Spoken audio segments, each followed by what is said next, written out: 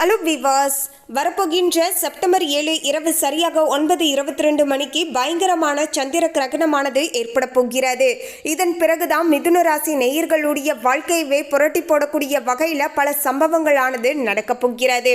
என்னங்க சொல்றீங்க, மிதுன ராசி நேயர்களுக்கும் இந்த சந்திர கிரகணத்திற்கும் என்னங்க சம்பந்தமானது இருக்கு அப்படின்னு ஒரு சிலருக்கு குழப்பமான சூழலானது இருக்க கொடுங்க. பொதுவாகவே கிரகணம் என்று சொன்ன உடனேயே நம்மில் பெரும்பாலானோருக்கு ஒரு விதமான பயமானது ஏற்பட்டு விடும். காரணம் என்னன்னா, இந்த கிரகணமானது ஏற்பட்டு முடிந்த உடனேயே ஏதாவது ஒரு வகையில தாக்கத்தை இந்த உலகத்துல ஏதாவது ஒரு மூலையில ஏற்படுத்தி விட்டுரும் அப்படின்னே சொல்லலாம். அது மட்டும் கிடையாதுங்க, ஜோதிட ரீதியாகவும் பார்க்கும்போது இந்த கிரகணமானது மிக மிக முக்கியமான நிகழ்வாக பார்க்கப்படுது. காரணம், ஒவ்வொரு தனிப்பட்ட மனிதர்களுடைய வாழ்க்கையிலையுமே இந்த கிரகணமானது சில தாக்கங்களை ஏற்படுத்த கொடுங்க. சிலருக்கு சாதகமாக இருக்கும், சிலருக்கு பாதகமான விளைவுகளையும் ஏற்படுத்தலாம்.